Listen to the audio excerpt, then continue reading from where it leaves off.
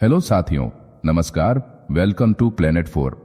Europe से भारत के लिए कई अच्छी खबर सामने आ रही है। एक तरफ यूरोप और अमेरिका में चीन के खिलाफ गुस्सा भड़क रहा है, तो वहीं पूरे यूरोप का प्यार भारत के लिए बढ़ता जा रहा है।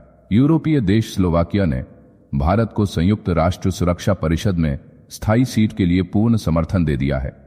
राष्ट्रपति पीटर पेलेग्रिनी ने ब्रातिस्लावा में भारत की राष्ट्रपति द्रौपदी मुर्मू से मुलाकात के बाद यह सनसनीखेज ऐलान किया।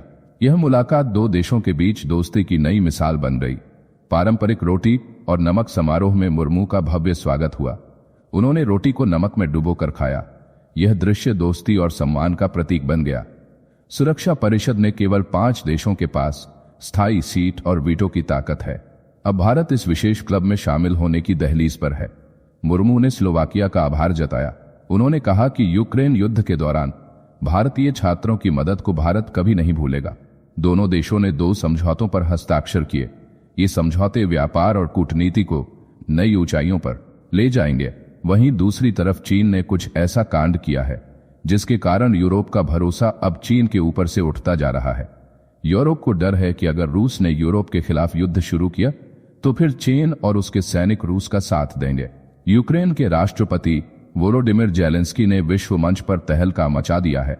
उन्होंने सनसनीखेज खुलासा किया कि 155 चीनी नागरिक रूस के लिए यूक्रेन के खिलाफ युद्ध लड़ रहे हैं। यह दावा युद्ध की दिशा बदल सकता है। जेलेंस्की ने बताया कि उनकी सेना ने डोनेट्स्क में 6 चीनी सैनिकों से मुकाबला किया और 2 को बंदी बना दिया। यह पहली बार है जब यूक्रेन ने चीन पर रूस को सैनिक देने का सीधा आरोप लगाया है। जेलेंस्की का कहना है कि रूस सोशल मीडिया के जरिए चीनी नागरिकों की भर्ती कर रहा है। ये लोग मास्को में प्रशिक्षण लेते हैं और फिर यूक्रेन के खिलाफ हथियार उठाते हैं। उन्होंने दावा किया कि बीजिंग को इसकी पूरी जानकारी है।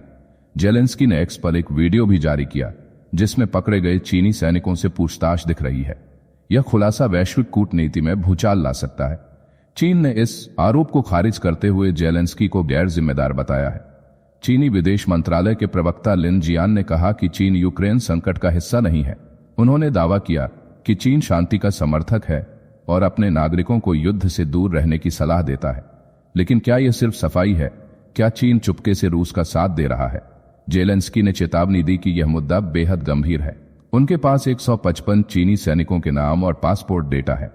रूस ने इस पर चुप्पी साध ली है।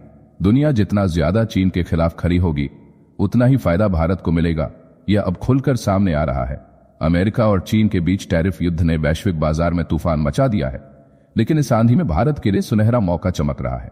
चीनी कंपनियां घबराहट में हैं और भारतीय कंपनियों को 5% तक की भारी छूट देने को मजबूर हो गई है। यह खबर भारतीय अर्थव्यवस्था के लिए किसी सनसनी से कम नहीं है।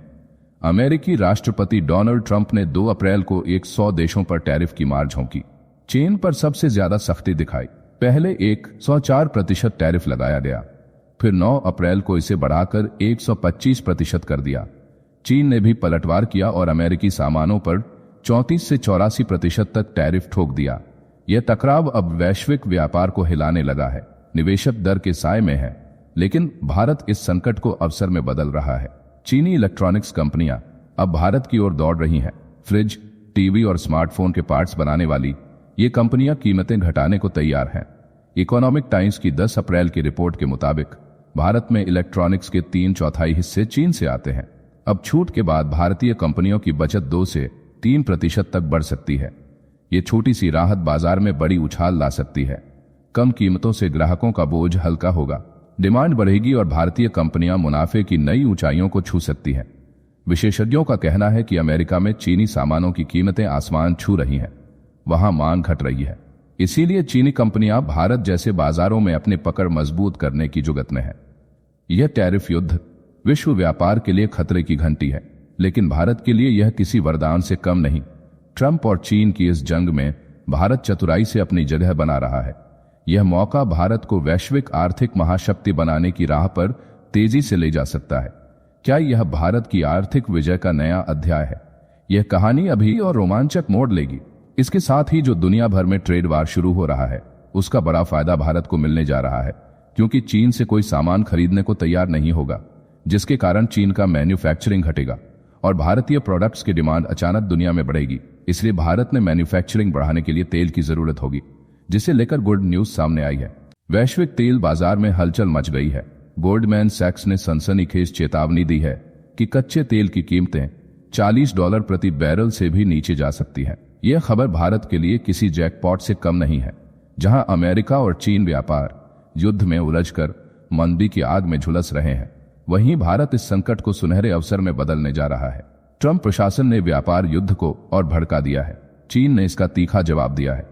इससे वैश्विक ऊर्जा खपत पर काला साया मंडरा रहा है। ब्रेंट क्रूड हाल ही में 4 साल के निचले स्तर पर पहुंच गया था। अब कीमतें और गोता लगाने को तैयार है, लेकिन यह भारत के लिए खुशखबरी है। भारत अपनी तेल जरूरतों का बड़ा हिस्सा आयात करता है। कीमतें गिरने से आयात बिल में भारी कटौती होगी, विदेशी मुद्रा भंडार मजबूत होगा और व्यापार घाटा कम होगा। पेट्रोल और डीजल सस्ता होने से आम आदमी की जेब हल्की नहीं होगी। महंगाई पर लगाम लगेगी और लोग ज्यादा खर्च करेंगे। इससे अर्थव्यवस्था में नई जान आएगी। सरकार को भी टैक्स कम करने का मौका मिलेगा। इससे राजकोषीय घाटा संभालना आसान होगा।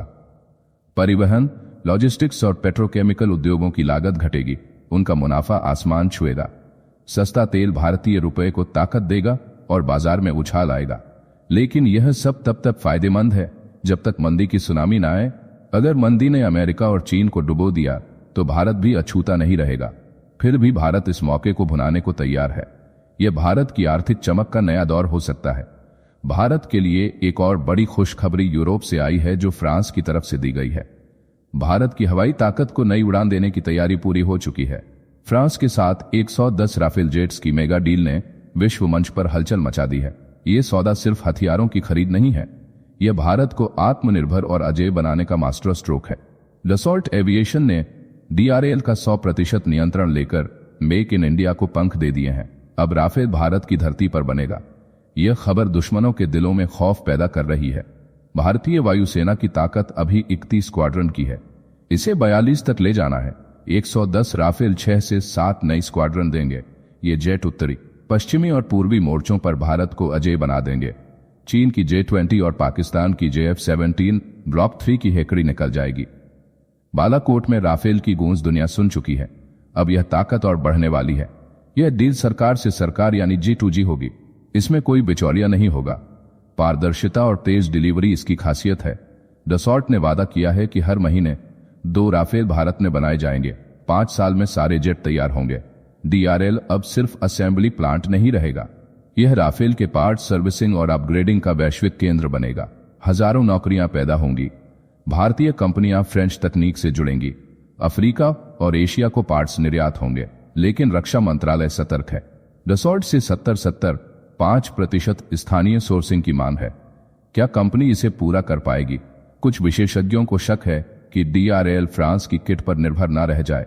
राफेल के 40,000 हिस्सों को भारत में बनाना आसान नहीं है। फिर भी डसॉल्ट ने $4 बिलियन भारत में निवेश का वादा किया है। यह सौदा भारत को रक्षा निर्माण में नई ऊंचाइयों पर ले जाएगा। राफेल की मिसाइलें 300 से 400 किलोमीटर तक मार करेंगी। यह डील भारत को सिर्फ ताकत नहीं देगी, बल्कि वैश्विक मंच पर उसकी धमक को बुलंद करेगी। यह बात तो सच है कि फ्रांस के राफेल ने भारत में जोरदार प्रदर्शन दिखाया है, लेकिन फ्रांस की दूसरी कंपनी सैफरन के कारण भारत को नुकसान भी हुआ है। भारतीय सशस्त्र बलों ने अपने पूरे ध्रुव हेलीकॉप्टर बेड़े को अचानक जमीन पर उतार दिया है। एक के बाद एक हादसों ने हिंदुस्तान एरोनॉटिक्स लिमिटेड की महत्वाकांक्षी परियोजना पर सवाल उठा दिए हैं। इस संकट की आग में फ्रांसीसी कंपनी सैफरान भी घिर गई है। सैफरान के शक्ति इंजन पर उंगलियां उठ रही हैं। क्या भारत की आत्मनिर्भरता की उड़ान को झटका लगेगा? ध्रुव हेलीकॉप्टर 2002 से भारत की शान रहा है। 300 से ज्यादा हेलीकॉप्टर सेना, वायुसेना, नौसेना और तटरक्षक बल में सेवाएं दे रहे हैं। ये सैनिकों को ले जाता है, जासूसी करता है, बचाव कार्य करता है, लेकिन बार बार दुर्घटनाओं ने इसकी विश्वसनीयता पर सवाल खड़े कर दिए हैं। ताजा हादसा एक प्रशिक्षण उड़ान के दौरान हुआ। इसमें जानमाल का नुकसान हुआ। जांच में इंजन और नियंत्रण प्रणाली में खामियां सामने आई हैं। शक्ति इंजन, जिसे सैफरान और हिंदुस्तान एरोनॉटिक्स लिमिटेड ने मिलकर बनाया, अब शक के घेरे में है। यह इंजन ध्रुव के साथ साथ प्रचंड और रुद्र हेलीकॉप्टरों को भी ताकत देता है। 500 से ज्यादा इंजन बन चुके हैं, लेकिन क्या इसकी डिजाइन में कोई कमी है? क्या यह हिमालय जैसे ऊंचे इलाकों के लिए उपयुक्त नहीं है? हेलीकॉप्टरों के रुकने से राष्ट्रीय सुरक्षा पर असर पड़ा है। राजस्थान के रेगिस्तान से लेकर लद्दाख की बर्फीली चोटियों तक ध्रुव की जरूरत है। अब पुराने चेतक और चीता हेलीकॉप्टरों पर निर्भरता बढ़ गई है। ये पुराने हो चुके हैं। सीमा पर गश्त, आतंकवाद विरोधी अभियान और आपदा राहत कार्य प्रभावित हो रहे हैं। हिंदुस्तान एरोनॉटिक्स लिमिटेड और सैफरान जांच में जुटे हैं। लेकिन सवाल यह है कि क्या भारत की मेक इन इंडिया की महत्वाकांक्षा को झटका लगेगा? यह कहानी अभी और रहस्य खोलेगी। भारत की हवाई ताकत का भविष्य दांव पर है। जाने से पहले वीडियो को लाइक करके चैनल को सब्सक्राइब कर लें।